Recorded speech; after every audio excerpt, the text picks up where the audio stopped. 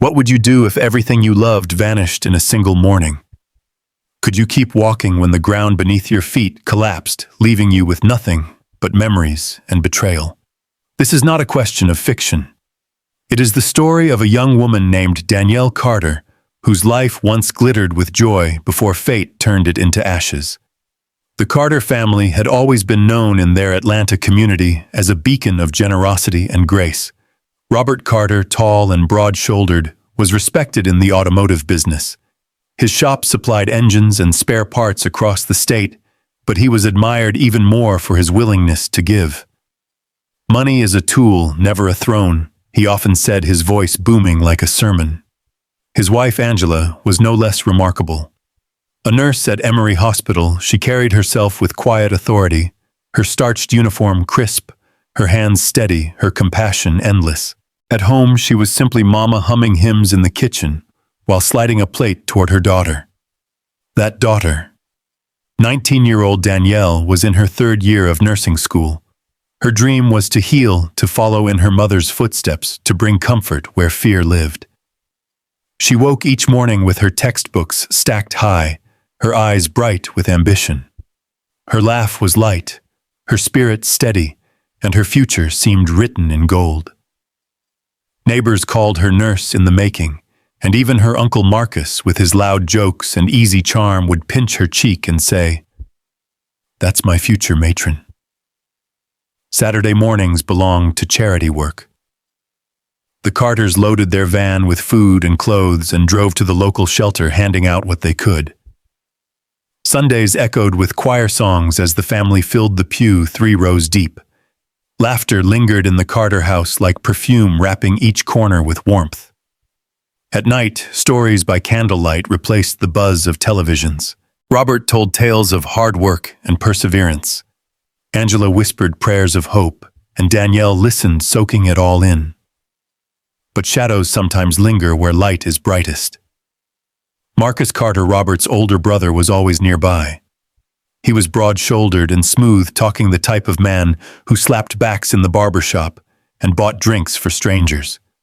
Yet behind his laughter, when Robert's success shone too brightly, there flickered a quick shadow in his eyes. Hungry, sharp, gone before anyone noticed. Almost. On what seemed like an ordinary weekday, the Carters set out on separate paths. Angela kissed her husband goodbye, reminding him to eat lunch, no matter how busy the shop became. Robert promised to bring her fresh peaches after his meeting downtown. Danielle, clutching her heavy textbooks, teased her mother that one more reminder would make her late for lab. They laughed. They waved to the gatekeeper. They disappeared into Atlanta's restless roads. None of them knew it would be their last ordinary morning. Witnesses later said the semi-truck swerved to avoid a pothole, colliding head-on with Robert's car. Metal screamed, glass shattered, and the sound carried farther than anyone wished. Calls were made, sirens wailed, and prayers rose desperately into the air. At Emory Hospital, Angela's handbag appeared suddenly on a nurse's desk, familiar and out of place. Panic surged. Her colleagues rushed. Her name rippled through the corridors like a rumor too cruel to be true. Danielle's phone buzzed again and again during her lab session. Finally, she answered. "Is this Miss Danielle Carter?" a voice asked. "Yes. Please come to Emory Hospital immediately." The world tilted. She ran, her vision blurred by tears, traffic mocking her urgency. She begged a taxi driver, her heart pounding with dread. When she arrived, the silence of strangers' eyes told her more than words. "Where is my mother?" she cried. "Where is she?" A doctor emerged, stumbling through words. "Collision. Internal bleeding. We did everything." Her knees buckled. Before grief could settle, another nurse whispered the second blow. "Robert, too. Robert is gone." One morning of sunshine had turned into night without stars. 2 coffins lowered side by side, dust rising like cruel smoke. Danielle stood trembling, clutching sand in her palm. "How do I go on, Mama? How do I live, Papa?" she whispered to the earth. Uncle Marcus cried the loudest, beating his chest, calling on God, wrapping his niece in arms that smelled of yesterday's alcohol. To the mourners it looked like love. To Danielle it felt like the only shoulder left. When the visitors departed, the house that once rang with laughter echoed with silence. Angela's scarf still lay across a chair. Robert's cap sat waiting for a head that would never return. The refrigerator hummed, the lights flickered, everything worked, yet nothing did. Danielle wandered into her parents' bedroom, finding her mother's Bible open with underlined verses. She pressed her forehead to the page and wept until the ink blurred into salt. And while she clung to the scripture, Marcus stood at the window, his face carefully arranged into sorrow, while his eyes measured the compound like property. Finally, he turned his hand heavy on her trembling shoulder. "You are not alone," he said softly. She nodded, too broken to question. "Your father's businesses need steady hands," he continued smoothly. "I will handle them. You focus on school. Rest, my child. Tomorrow we begin." What Danielle did not know was that tomorrow would mark not just the beginning of responsibility, but the beginning of betrayal. For while she buried her parents, Marcus was already burying the truth. Marcus arrived the next morning with a gentle voice and a clipboard. He said the shop needed signatures and that Danielle should rest while he kept things steady. She nodded because grief weighed on every muscle, and he began making calls from the hall with the door almost closed. By afternoon, men in pressed shirts walked through the house asking for files, keys, and codes. Danielle stood near the stairs, holding her mother's Bible, trying to read faces that would not meet her eyes. An accountant spoke about temporary approvals so payroll would not stop. Marcus repeated the phrase temporary approvals and slid a pen across the table. Danielle read a paragraph twice. It sounded harmless and felt permanent. She set the pen down and asked for time. Marcus smiled with practiced patience and promised to return with a lawyer who could explain everything in plain English. The lawyer arrived that evening carrying a briefcase that seemed to hum with answers. He spoke about probate and administrators and the need for continuity. He said the bank would require a single signature to move funds and that speed would protect jobs. His tone was reasonable. His gaze stayed on the papers. Danielle asked about the will. He cleared his throat and said the original could not be found, but that a copy might exist. Marcus nodded, as if that detail were a pebble in a smooth road. At sunrise, Danielle drove to the shop. The smell of oil and warm steel lifted memories she was not ready to hold. The floor crew greeted her with nods that slipped away too fast. In the office, the manager showed her a letter stating that Marcus had assumed temporary control until the court finalized matters. She asked to see the accounts. He said the bank had restricted access. He pointed at the letterhead and shrugged. On the ride home, a banker returned her call. The voice was polite and cool. It said an estate review was underway and withdrawals required the signature of the appointed administrator. Danielle asked who that was. The line paused. Then the voice said disclosure was not possible by phone. The city outside her window looked the same, yet everything felt tilted by degrees she could feel in her bones. That evening, relatives crowded the living room with covered dishes and sympathetic phrases. Marcus stood and praised Danielle for her strength. He suggested that he and his wife temporarily occupy the house to manage visitors and deadlines. He said Danielle should focus on school and healing. Every sentence sounded like a gift. Danielle felt the ribbon pull tight. She thanked everyone and excused herself without agreeing. In her parents' room, she sat on the bed and wrote a list. Where's the will? Who holds the keys? Which accounts pay vendors? Which lawyer speaks for me? The questions steadied her breathing. Grief bent time, but questions put minutes back in order. The next day brought new forms. Marcus said they were routine. He said deliveries must be signed, insurance must be confirmed, and weekly payroll must continue. Danielle read each page and declined to sign until she had independent counsel. The lawyer sighed. Marcus rubbed his jaw and said delay risked layoffs. Danielle apologized and repeated her answer. She visited a different attorney across town. He listened more than he spoke. He explained that without the original will, a judge might appoint a temporary administrator, and that delay favored whoever already acted like one. He typed a notice to the bank and prepared a petition for a hearing. The words looked like a small shield. Danielle carried the folder as if it weighed more than paper. When she returned that evening, the front lock resisted her key. The gatekeeper shifted from foot to foot. He said he was following orders and looked toward the veranda. Marcus appeared with a wide smile that did not belong to a host. He said rooms were being rearranged for security and offered to move Danielle near campus until things settled. His wife stood beside him in a new dress. Danielle felt the distance between kin and strangers open like a quiet door. She packed a tote with textbooks, the Bible, and a framed photo. An aunt murmured that everything was for the best. A cousin stared at his shoes. Danielle walked through the gate and into air that smelled like rain. She lifted her chin and kept walking as if the sidewalk itself required courage. She found a small room near the nursing school. The ceiling fan ticked. The window faced a brick wall. She sat on the narrow bed and counted the cash in her wallet. It would not last. She wrote another list. Work-study options, bank follow-up, manager meeting at sunrise. Call the second attorney tomorrow.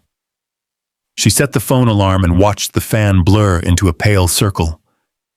The next morning, she arrived at the shop before the bay doors rolled up. 2 employees greeted her with quiet respect. They said Marcus had removed several records and that a sedan from the house had been taken for service and had not returned. Danielle thanked them and took notes.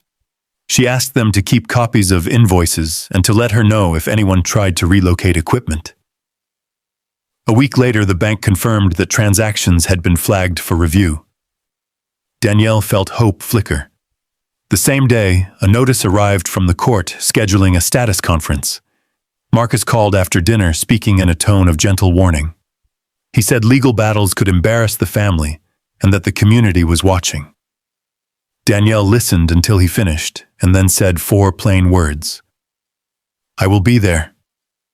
Rent was due by Friday. She took an extra shift in the skills lab and tutored a freshman in pharmacology for cash. She ate peanut butter sandwiches and drank water from the hall fountain. At night, she reviewed dosage charts while the fan ticked above her. Exhaustion pressed on her shoulders, but a stubborn light stayed on inside. She would not let signatures written in grief become her future. On Saturday, she walked past a bus stop where a man in mismatched slippers hummed to himself and stared up at the sky. People gave him wide space. Danielle glanced once and kept moving. She did not know that the stranger would soon become the hinge of her story. For now, there was only the next step and the next list and the promise she made to herself in the quiet room. Walk forward. Do not let them decide your name. The morning Danielle returned from class, she noticed 2 unfamiliar vans outside the house. Men were moving boxes, lifting chairs, and rolling away one of her father's old sedans. She froze on the sidewalk, clutching her textbooks. When she asked what was happening, one of the men said he was following Mr. Marcus's instructions. He was now in charge of all Carter properties. Her heart pounded as she rushed inside. The familiar scent of lemon polish mixed with the sound of drawers opening and paper shuffling. In the study, where her father once told stories, Marcus sat confidently behind the desk. He leaned back in Robert's leather chair, sipping from a glass of sweet tea, as though it had always been his. "Uncle, why are you taking Papa's things?" Danielle asked, her voice trembling. Marcus smiled without warmth. "Danielle, my dear, you are too young to run businesses worth millions. Your father trusted me. I must step in before everything falls apart." "That is not true," she cried. "Papa never said that. These businesses belong to me. I am his daughter." His eyes hardened. "Be careful, girl. You have no money, no husband, no power. If I walk away, what will you eat? Where will you sleep?" The words cut deep, sharper than any blade. For the first time, she felt the ground shift beneath her. Marcus's charm was gone, replaced by something cold and merciless. Within weeks, everything Robert built disappeared. The bank accounts were drained. The auto business was transferred to Marcus's name. Even the family house with its wide porch and tall oaks was declared too large for a girl alone. Relatives who once praised Danielle now bowed to Marcus and his wife, avoiding her eyes as if she were invisible. Finally came the final humiliation. Marcus called her into the living room where boxes were stacked against the wall. He sipped palm wine from a glass and said, "Pack your belongings. Go rent a room near your school. This house is no longer yours." A few relatives nodded in agreement. They said the law was too slow, and the community needed strong hands. At 19, Danielle had no one left to fight for her. She packed her clothes, her textbooks, and the framed photo of her parents. She carried them into the night while Marcus watched from the doorway. Her new room was barely wide enough for a mattress and a wobbly desk. The ceiling fan ticked and groaned. Rainwater slipped through a crack in the window and collected in a bucket. Yet this was home now. Food became a daily prayer.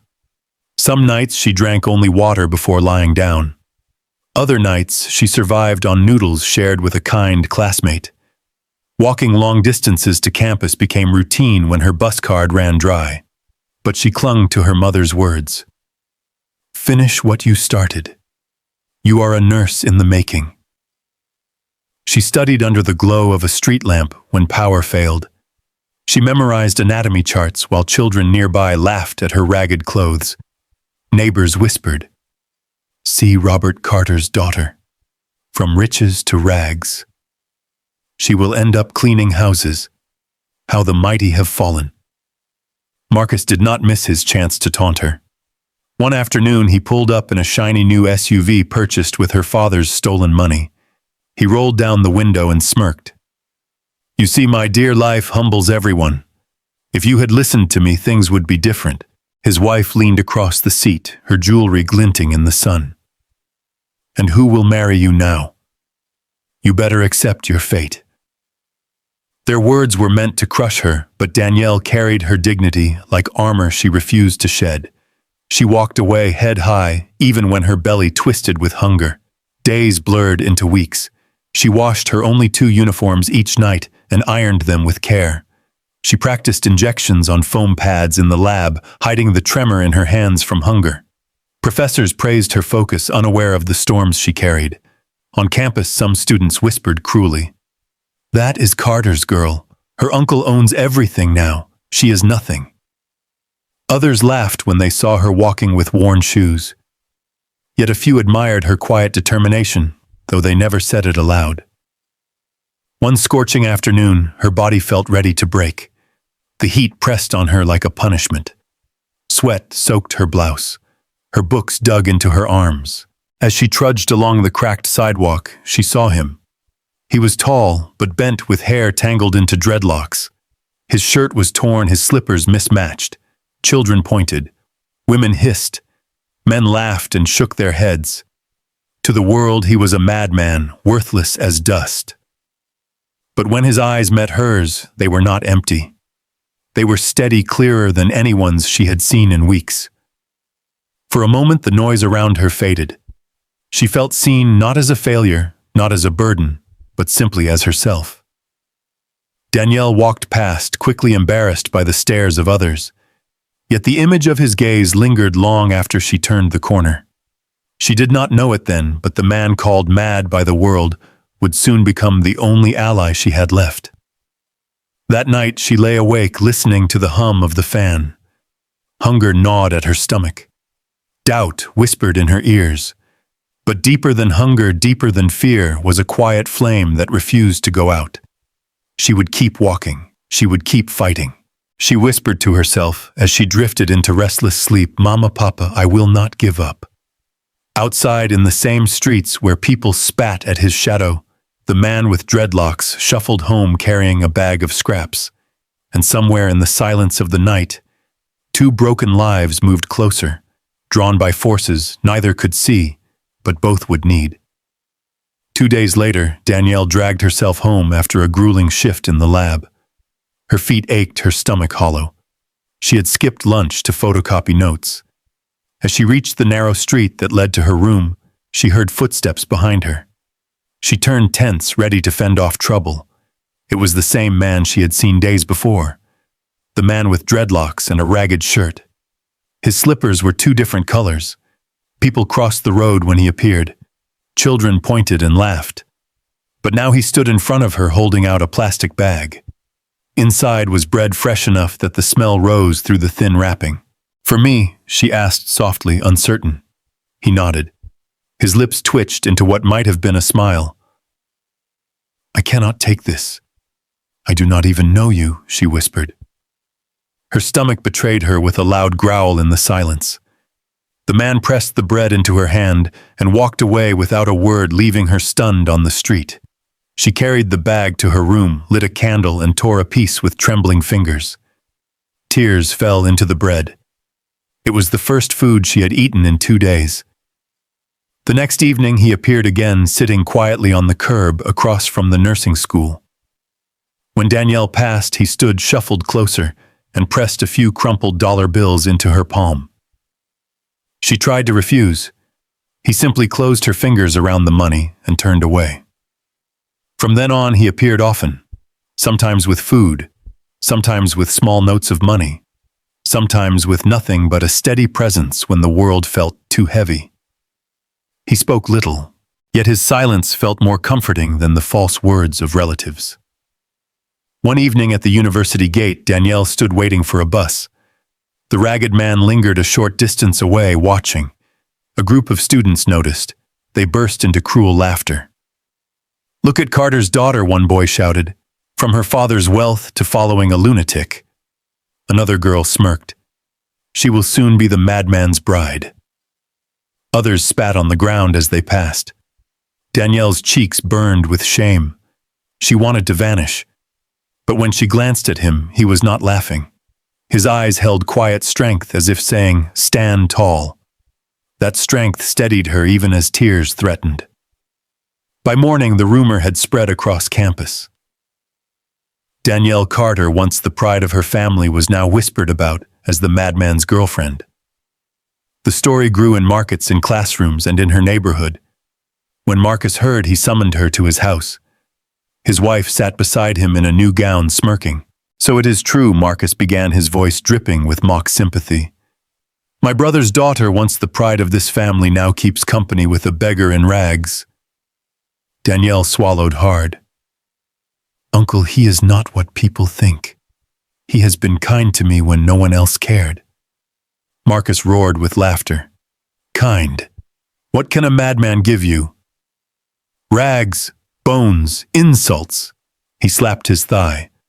"If this is how you want to honor your father's name, then marry him. Perhaps one day he will recover and fetch you scraps," his wife added. "At least he will keep you company in the gutter." Tears blurred Danielle's vision, but her voice was steady. "Mock me if you want, but at least he does not steal from me like you stole from my father." The words struck like thunder. Marcus's face darkened, veins rising on his forehead. "You dare speak to me like that? Foolish girl." Danielle left shaking, but her heart carried a strange pride. For the first time, she had spoken the truth aloud. Weeks turned into months. Life grew harder.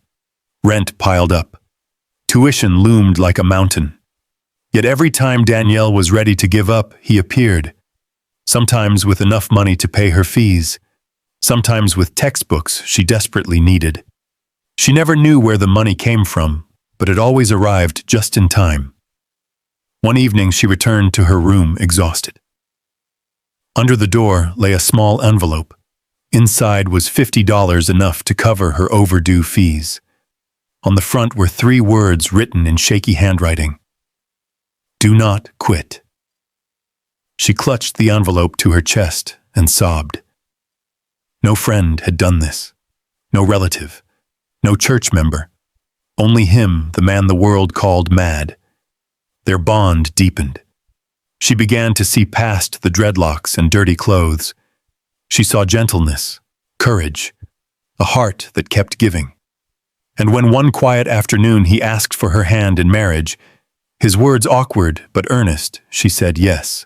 Not because she had no other choice, but because she had seen what others had not. A man who stood by her when the world abandoned her. The wedding was small. No music, no hall, no convoy.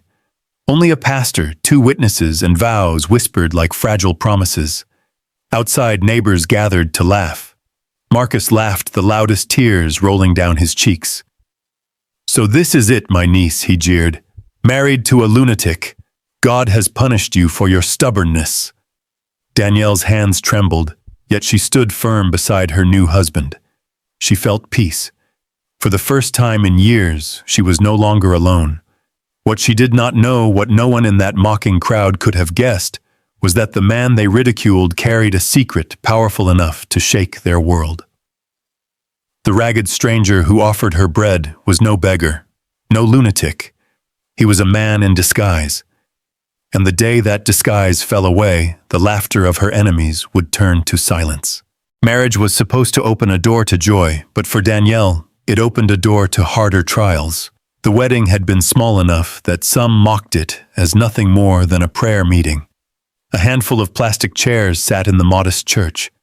The pastor struggled to find the right words, his voice echoing in the empty space. 2 neighbors whispered by the door, eager to run outside and spread the story. "Carter's daughter has married the madman." When the ceremony ended, there was no car waiting, no music, no feast. Only Danielle and Terence walking hand in hand beneath the burning Georgia sun, their shadows long on the dusty road. People laughed openly as they passed. Some clapped mockingly. Danielle lifted her chin, higher fingers tightening around her husband's hand. If love meant standing firm when mocked, then she would stand firm. Reality greeted them quickly. Their 1-room apartment was barely wide enough for a mattress, a small cupboard, and a kerosene stove. When rain poured, water dripped through cracks in the ceiling into metal bowls Terence hurriedly placed around the room. When the heat rose, the walls trapped it like an oven, and Danielle studied with sweat soaking her notebooks. Meals were scarce. Some nights they shared only rice and peanuts. Other nights they drank water and tried to laugh away hunger. Yet somehow Terence always managed to find just enough for Danielle's tuition, just enough for her books. He would press money into her hand and mutter, "Take it, use it for your dream." One night she stared at the crumpled bills in her palm. "Where do you keep getting this money?" she asked quietly. Terence avoided her eyes. "Do not worry about me. Just finish school. Become the nurse your mother wanted you to be." Her throat tightened. She reached for his hand, the same hand others mocked for being dirty, useless. "God bless you," she whispered. "Even if the world calls you mad, to me, you are my angel." Terence smiled faintly, but deep inside a storm brewed. When Marcus heard of the wedding, he threw a feast in his home, not to celebrate, but to mock. He raised a glass before friends and neighbors. "Ladies and gentlemen," he announced, "our dear Danielle has chosen wisely. She has married a madman. Let us drink to her foolishness." The room erupted in laughter. His wife, dressed in lace bought with Robert Carter's stolen money, added, "At least she will not worry about rent. Madmen are used to sleeping on the streets." The mockery spread like wildfire. Strangers whispered when Danielle walked by. "See that girl? That is the madman's wife. She used to be so beautiful. Now look at her wasting her life." Every word was a dagger. Yet Danielle learned to walk with her head high even when her heart broke inside. Unknown to her, Terence was living a double life. Each morning he left their apartment in rags, his dreadlocks loose, his shirt torn. The world thought he wandered for scraps, but instead he disappeared into places she could not imagine. He met quietly with staff from his empire, gave instructions, signed papers, and moved pieces on the chessboard of his companies. By evening, he returned home covered in dust, slipping back into the role the world believed. Danielle never saw the boardrooms or the polished shoes. She only saw the man who carried water for her at dawn, who sang softly when she was overwhelmed, who placed money in her hands without explanation. One afternoon, she returned from campus with a receipt trembling in her hands. "Terence," she cried, "the school said my fees are cleared for the semester." "How? Who did this?"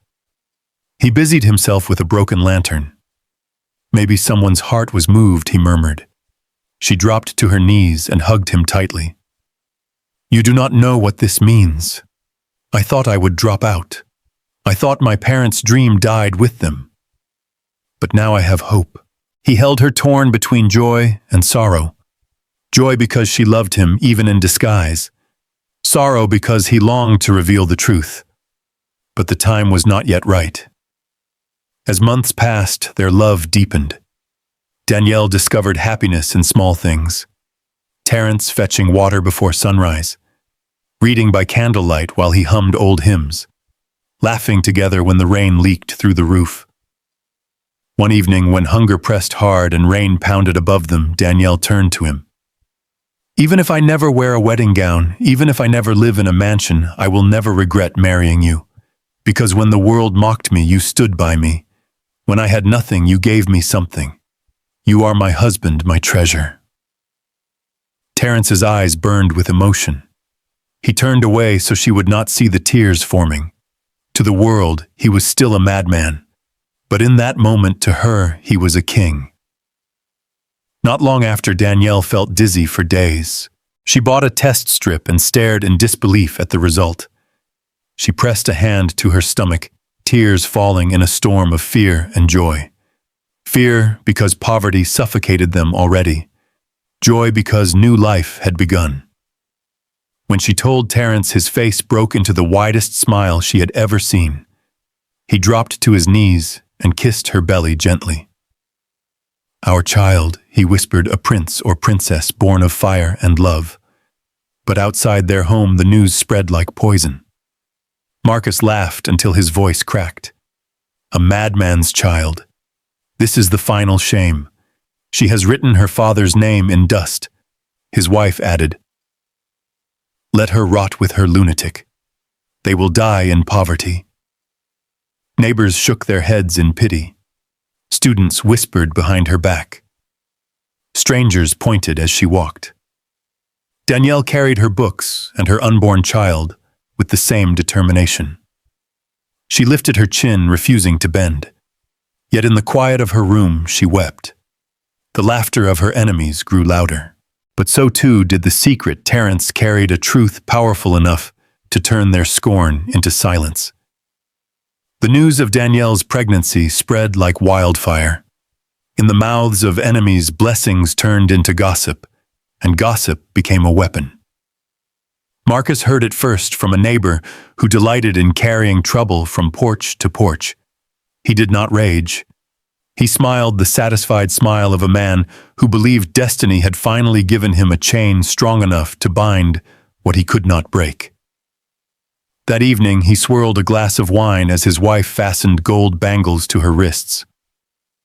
"Call her," he said smoothly.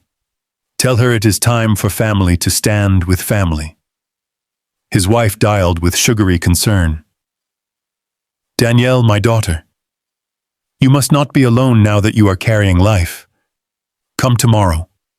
Let us talk as family. Let us help with school and hospital."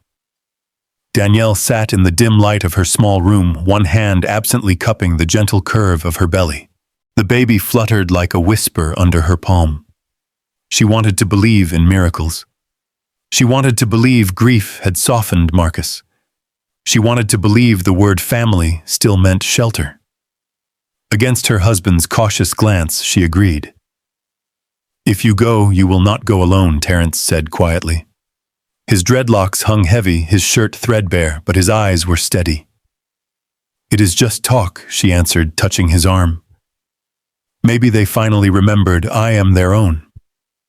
He nodded, but his jaw tightened. To be called mad was one thing. To be treated as invisible was another. He saw what she could not.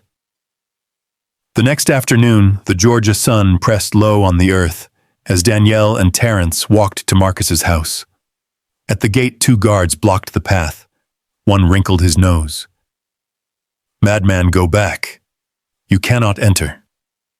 Danielle's hand flew to her husband's. He is my husband. Where I go, he goes. From the veranda, Marcus appeared with open arms, his smile wide as if welcoming royalty. My dear, come in. A pregnant woman should not stand under the sun. Come rest. His eyes skipped over Terence as if he were a stain. Let her in, you stay outside. Terence did not move. Where she goes, I go. Marcus's smile thinned. A moment stretched tight as wire. Terence touched Danielle's cheek gently. I will be nearby. If anything changes, knock. I will hear. She nodded reluctantly, then followed Marcus inside. The scent of her father's cologne no longer lived here. The air smelled of new money and envy. Marcus's wife brought mango juice, calling her our daughter, while her eyes glittered with calculation. They spoke of doctors and hospitals, of school fees and baby clothes. Their words were sweet but hollow. As the afternoon faded into evening, Marcus suggested she sleep in the guest room. The road is bad at night. Tomorrow we will discuss everything. Danielle hesitated, then agreed. Surely one night under a roof that had once been safe could not harm her. At midnight, the door to the guest room clicked. Heavy steps sounded in the hall. Keys grated in a lock. Danielle woke to find herself in a small storeroom behind the house, the old quarters once used for storage. The air smelled of dust and mildew. An iron bolt clanged shut on the other side. She pounded the door. Uncle, Auntie, please. A slot in the wood slid open. Marcus's eye appeared flat as a coin. Rest, he said coldly. You need discipline and distance. That madman will not ruin you further. Sign the papers tomorrow, and this will end. Tears burned her eyes. I am your brother's child. Open this door. My brother is gone, he replied. If you love him, you will sign what I give you. It is for the good of the family. The slot snapped shut. Days folded into each other. Morning came with a bowl of bland grits shoved under the door. Sometimes rice without salt. Sometimes nothing. A bucket in the corner whispered shame. Heat pressed into her bones. The baby kicked as if to remind her, I am here. Do not give up. Marcus visited often with papers in hand. His voice turned honeyed, his words sharp. You will sign that your father's estates remain under my management. Paper is power, Danielle.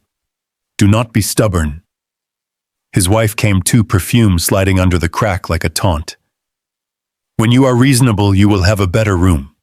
Until then, behave. But Danielle saved her strength like coins. She whispered her mother's psalm until it became breath. She stretched her arms and legs to keep her body strong. She spoke softly to her unborn child, promising freedom. On the third night, a faint tapping touched the window bars. She rose with her heart hammering. A shadow shifted outside. Terence. His face was part light, part darkness, but his eyes shone. Do not speak, he whispered. He slid a small bundle through the bars. Inside were a sachet of clean water, prenatal vitamins, and bread wrapped in newspaper. At the bottom, a folded note. She unfolded it with trembling hands. Hold fast. 2 days. S. She pressed the paper to her chest, tears spilling silently. He had thought of vitamins. He had thought of water. He had thought of the child. A light snapped on inside the house. Voices rose. Danielle shoved the bread under the mattress, tucked the vitamins into her wrapper, and held the note close. Footsteps passed. Stillness returned. Terence's shadow waited until quiet fell again. If they starve you, remember emptiness is not absence, he whispered. God lives even in empty rooms. 2 days. She wanted to say 100 things, but only managed, Our child is kicking. For joy he answered, then slipped away. Danielle sank to the floor, her back against the wall, her hand over her stomach. Hope pulsed through her veins stronger than hunger. She was not alone. Somewhere beyond the walls, her enemies planned her ruin. But somewhere closer, the man the world mocked as mad was preparing a storm none of them could stop. By late afternoon, the compound trembled with a sound no one expected. At first, it was faint, a low, commanding growl of engines moving closer. Then it swelled, rolling through the street like thunder before a storm. Neighbors peeked through curtains. Children ran to the gates. Guards straightened nervously. A convoy appeared around the corner. Black SUVs gleamed under the Georgia sun, their tinted windows catching the light. They moved in perfect formation, steady and deliberate. At the center glided a silver Rolls-Royce Phantom, its polished hood shining like a crown. Inside the storeroom, Danielle pressed her ear to the bars of the window. She had heard the engines long before the others. Her unborn child kicked so hard she gasped. She laughed through tears, pressing her palm to her belly. "I know," she whispered. "I hear it too." The convoy stopped outside Marcus's gate. Guards rushed forward, confused. "Who are they?" one muttered. Another tried to laugh, but it came out brittle. The door of the Rolls-Royce opened. Out stepped a man no one recognized at first. His dreadlocks were gone. His beard trimmed sharp. He wore a navy Italian suit that clung to his shoulders like it was made for him. A gold watch glinted at his wrist. Dark glasses shielded his eyes, but when he removed them, clarity struck like lightning. It was Terence. The guards stumbled back. Marcus rushed to the balcony, his robe flapping. His wife clutched his arm, her face pale. "Jesus," she whispered. "It is him, the madman." But the man who walked through the gate was no beggar. His steps were measured, his presence heavy with authority. He did not look at the neighbors, whispering in awe. He did not glance at the guards, frozen with fear. He walked straight to the back of the compound, straight to the storeroom. Inside, Danielle's heart thundered. The iron bolt scraped. The door swung open for the first time in days. She shielded her eyes from the sudden flood of light. He stood there, no longer in rags, no longer bent beneath shame. He filled the doorway in a suit worth more than everything in the house combined. His eyes were clear, steady, and full of fire. "Danielle," he said softly, his voice steady as stone. Her knees nearly gave way. "Terence," she gasped. He stepped forward, catching her trembling frame. "Yes. The man you married. The man they mocked. But also the man they never knew." Her eyes darted over him from his polished shoes to the watch on his wrist. She could hardly breathe. "This is not real." "It is real," he said gently, lifting her chin. "I am not who they told you I was. I am not mad. I never was." Tears spilled freely down her cheeks. "I am Terence Brown," he continued, his voice low but firm. "CEO of Brown Tech. I own companies in technology, oil, and real estate. I am worth billions, Danielle, but I lived as a beggar to test the world, to see who could love me, not my money, not my power, but me." She sobbed into his chest. "All this time, I thought you had nothing." He held her tighter. "Love tested in wealth is easy. Love tested in shame is pure. You passed the test. You chose me when everyone laughed. You defended me when they spat. You married me when they said I was nothing. Now you will never know shame again." He kissed her forehead as her belly pressed between them. Their unborn child was safe between the truth and the lie finally broken. Behind them, footsteps shuffled. Marcus appeared in the hall, his face drained of color. His wife clung to him, trembling. "This cannot be," Marcus stammered. He was mad. He was nothing. Terence turned slowly, his gaze burning with controlled fire. "Mad. That is the name fools give to what they cannot understand. Tell me, Marcus, does a madman command fleets of cars? Does a madman own empires?" Marcus swallowed hard. His throat was dry, his knees weak. "You robbed her father's wealth. You mocked his only child. You locked her in a room like an animal. And yet you dared to laugh. Terence stepped closer. His voice grew louder, echoing through the compound. Now the tables have turned. Marcus's wife dropped to her knees immediately. Please forgive us. We did not know. Silence. Terence thundered. The sound rolled across the courtyard. Neighbors outside shivered. Even the guards froze. You knew enough to steal. You knew enough to torment. And now you will know me. He turned back to Danielle, his expression softening. Come. Leave this place, Tato. It does not deserve your tears. He led her through the compound. The guards bowed their heads as the convoy doors opened. A chauffeur held the door of the Rolls-Royce with reverence. Danielle's breath caught. All this is yours. He smiled faintly. All this is ours. You and our child. Everything I own belongs to us.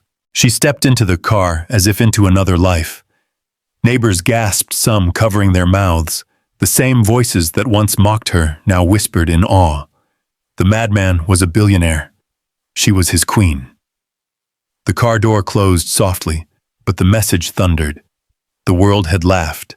The world had doubted. Now the world would kneel. As the convoy rolled away, Terence took her hand gently. I made a promise, he said. The day I revealed myself would be the day I began to set things right.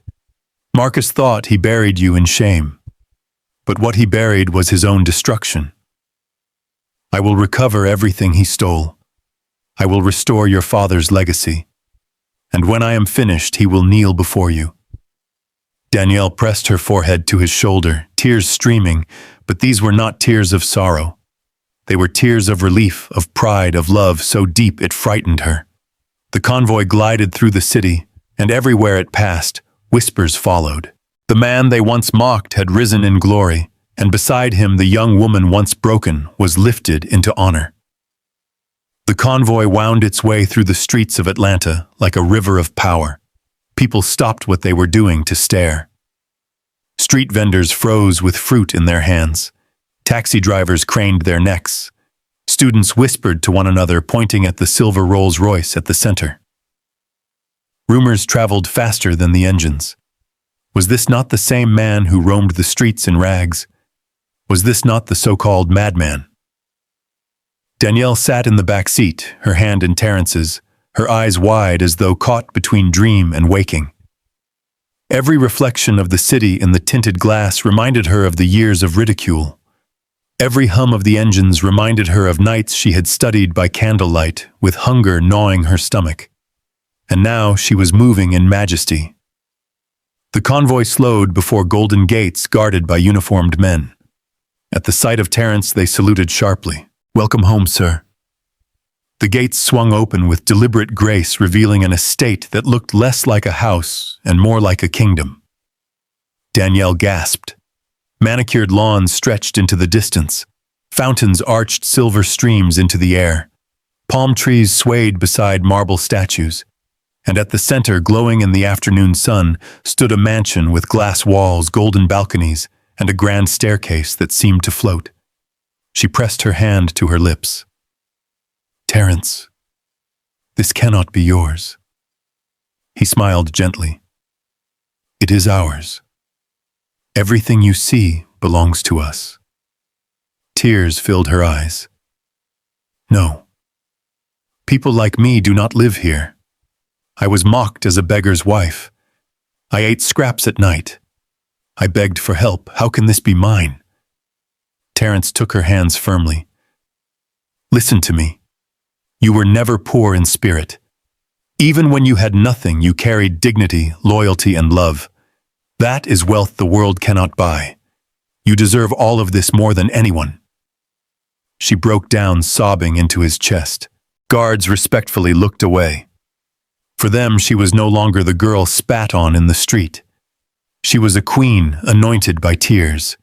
Inside the mansion, staff lined up in neat rows, their uniforms crisp, their faces lit with respect.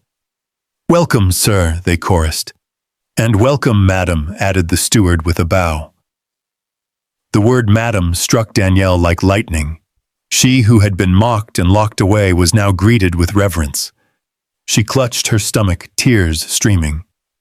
They led her into the grand hall, where chandeliers rained light like jewels, and polished marble reflected her every step. She remembered the leaking roof of her rented room, the bucket catching rainwater. She remembered the candle she used to study by. Now she walked beneath crystal light, her steps echoing in a palace. Her knees weakened. She sank onto the nearest chair, burying her face in her hands. God, is this truly me? Terence knelt beside her, lifting her chin. Yes, this is you. This is us. The world called you a fool for loving me. But today, that same world will kneel. For the next hours, he showed her his empire. The glass-walled boardroom where executives in designer suits stood as he entered. "Good evening, sir," they greeted, and then turning to her, "Good evening, madam." Her cheeks burned with shyness. She was unused to such honor. He took her to the tech hub where young engineers typed furiously screens glowing with code that powered banks and governments. "This is Brown Tech," he explained. "Branches in New York, Houston, Nairobi, London. This is only one floor," she whispered. "You built all this while the world thought you were mad." "Yes," he said simply, "but none of it mattered to me without love, without a wife who would not see my empire but my soul." They visited the oil and gas headquarters, the real estate division, the charity wing where widows and orphans received scholarships. Everywhere they went, staff bowed with respect. Danielle's chest heaved as she whispered, "I do not deserve this." Terence cupped her face tenderly. "You deserve more. You chose loyalty over convenience. You will sit beside me, not behind me." By evening, she stood on the balcony overlooking the glittering skyline of Atlanta. The city lights stretched into the horizon, glowing with wealth and promise. But her heart remembered the ridicule, Marcus's laughter, and the hunger that had nearly broken her. She turned to Terence, her voice breaking. "I was nothing. They said I would die in poverty. And now?" "And now?" he asked softly. She smiled through tears. "Now I am the wife of a king." He pulled her close, resting a hand on her belly. "Our child will never know shame. He will grow in love and honor, but most of all, he will grow knowing the power of humility." Danielle sobbed harder, pressing her face into his chest. "Thank you for choosing me. Thank you for loving me when I had nothing." He kissed her forehead. "No, Danielle. Thank you for loving me when the world thought I was nothing." That night, as the mansion settled into silence, Terence entered his private study. The room was lined with shelves and heavy files. On the desk lay documents, land titles, and account statements, all linked to Marcus. Terence's eyes hardened as he studied them. He had given Danielle the joy she deserved, but his promise was not complete. Justice was unfinished. When Danielle entered in a silk gown, she found him staring at the papers with a face carved from stone. "What is it?" she asked softly. He looked at her belly, then back at the files. "Marcus thought he buried you in poverty, but what he buried was his own ruin. Tomorrow I will confront him. Tomorrow he will see me not as a beggar, but as the storm he never expected." Danielle shivered in both fear and anticipation. She walked to him, placing her hands over his. "Whatever happens, I stand with you." He squeezed her hands firmly. "Then let the world be ready." The next day would bring a scene the neighborhood would never forget. The day Terence returned, not as a man mocked in rags, but as a billionaire in glory, ready to declare war. Evening had barely settled when the ground near Marcus's compound trembled again. It began as a distant hum, but within moments the engines rolled like thunder down the street. Neighbors rushed to porches. Curtains lifted. Children pointed their eyes wide with awe. One by one, black SUVs lined the road outside Marcus's house. Their polished surfaces reflected the fading light. At the center came the silver Rolls-Royce gliding forward with quiet majesty. The crowd gasped as doors opened and men in tailored suits stepped out, moving with military precision. Marcus was on his veranda sipping wine. The first headlights froze him. His laughter died in his throat. His wife rushed beside him, clutching his arm. "Who are they coming for?" she whispered, though in her heart she already knew. The gate swung open, as if even metal obeyed authority. From the Rolls-Royce stepped Terence, no longer a man bent in rags, but a king, in a navy suit, gold watch gleaming at his wrist. His eyes were sharp enough to cut glass. He walked forward with the calm of a lion crossing into enemy territory. Neighbors whispered furiously, "Is that not the madman? Jesus, he is a billionaire. And Carter's daughter. She married a king." Terence reached the veranda. He stopped at the steps, his gaze steady on Marcus. The older man felt his throat tighten, his hands trembling. Marcus Terence said, his voice low but heavy enough to carry through the compound. "Do you know who I am?" Marcus stammered. You are Terence. But you were mad. Everyone saw it." Terence's lips curved somewhere between a smile and a threat. "Mad. That is the name you gave me when you could not understand what stood before you. You spat on me. You mocked me. You locked my wife like an animal, all the while I was building empires you cannot imagine." Marcus tried to speak, but no words came. Sweat rolled down his temple. "You thought you destroyed her," Terence continued, his voice rising. "But all you did was push her into my arms. You laughed when she married me. You said she would rot in poverty. Tell me, Marcus, does poverty ride in a Rolls-Royce? Does poverty command armies of men who would give their lives at a word?" The crowd murmured in awe. Marcus's wife clutched his robe, her knees weak. Terence stepped closer, his eyes blazing. "Listen carefully. Today I have come only to warn you. But soon I will return.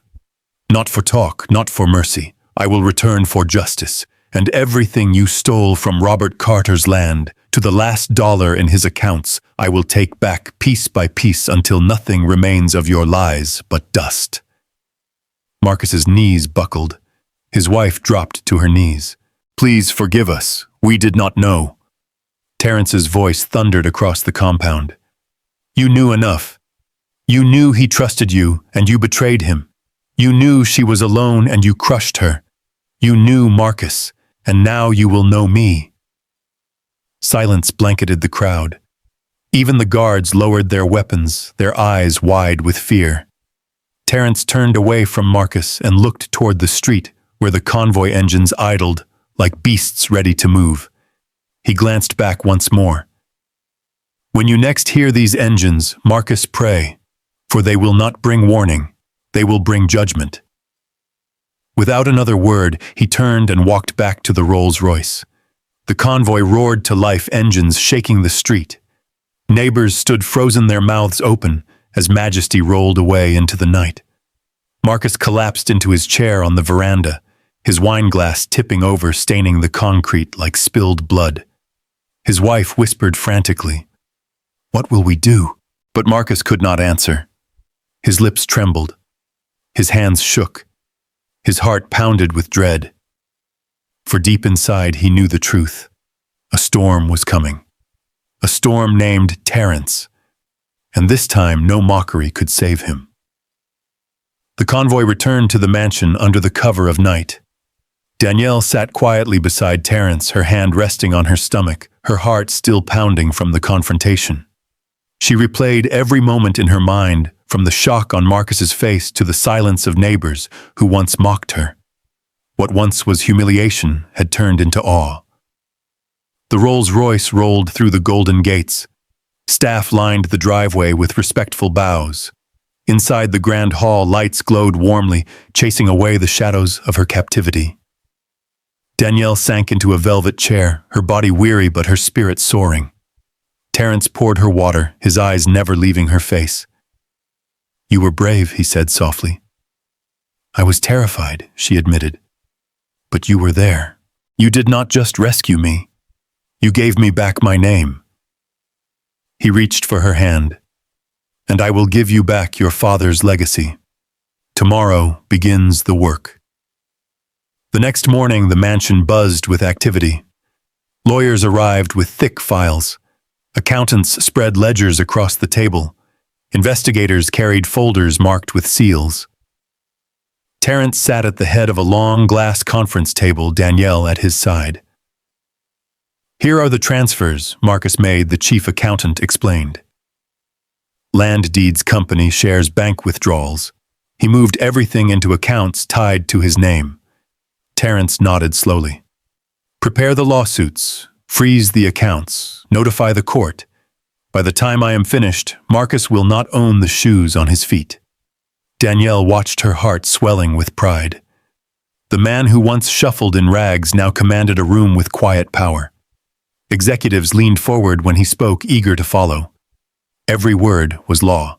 Later that afternoon, he took Danielle to the charity wing of Brown Tech. Rows of children studied at desks, their uniforms neat, their smiles wide. A teacher explained how scholarships kept them in school. Widows lined up to receive stipends. Orphans clutched bags of supplies. Danielle's eyes filled with tears. You do all this, while the world thought you were mad. Terence smiled gently. Wealth means nothing if it does not lift others. That is why your father's memory will live again. We will start a foundation in his name to serve widows, orphans, and the poor. Marcus used his power to steal. We will use ours to restore. For the first time since her parents' burial, Danielle felt peace settle over her heart. The grief had not vanished, but it no longer chained her. She walked through the halls of the charity center with her head high. That evening she stood on the balcony once more. Atlanta's skyline glittered before her, lights dancing like stars. Terence stepped behind her, wrapping his arms gently around her. His voice was steady. The storm has only begun, but you will not face it alone. She leaned back against him, smiling through tears. I no longer fear storms. I married one. Days passed and news of the confrontation spread like fire. Newspapers wrote of the mysterious billionaire who revealed himself. Reporters spoke of Marcus's corruption. Neighbors who once whispered insults now spoke Danielle's name with respect. The girl they laughed at had risen as a queen. One Sunday morning she returned to the church she had once avoided out of shame. The choir sang, voices rising like sunlight. When she walked through the doors, heads turned. Murmurs swept through the pews. She sat calmly, her hand on her belly, Terence beside her. The pastor smiled from the pulpit. God restores, sometimes in ways we never expect. After the service, elderly women hugged her. Children stared with wide eyes. Friends who once ignored her asked for forgiveness. Danielle answered each one with grace. She had learned that dignity was not given by others. It was carried within. That night, she and Terence dined quietly in the grand hall. No guests, no noise, only candlelight, and the soft hum of the fountain outside. Danielle raised her glass of juice. To new beginnings.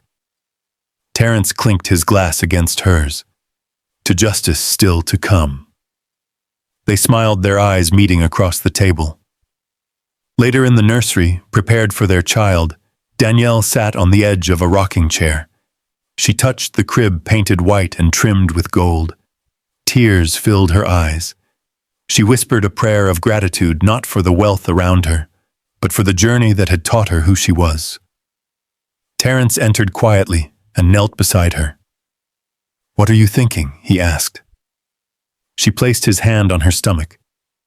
That this child will grow up knowing not only love and honor, but also humility.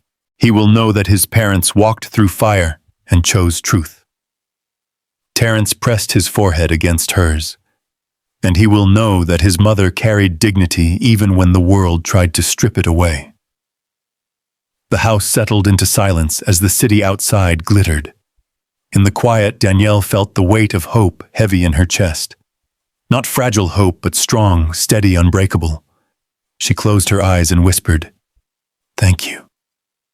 Terence pulled her close. "No, Danielle. Thank you for seeing me when the world turned away.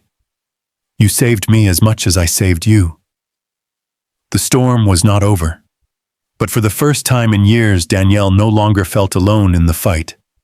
She felt like a woman restored, ready to walk into a future where love and justice stood hand in hand. True love shines brightest in the darkest storms. Danielle's journey proves that dignity and loyalty outweigh wealth and status. She chose love over ridicule, faith over despair, and in return discovered restoration. Real power is not in fortune itself, but in the courage to stand for truth against betrayal.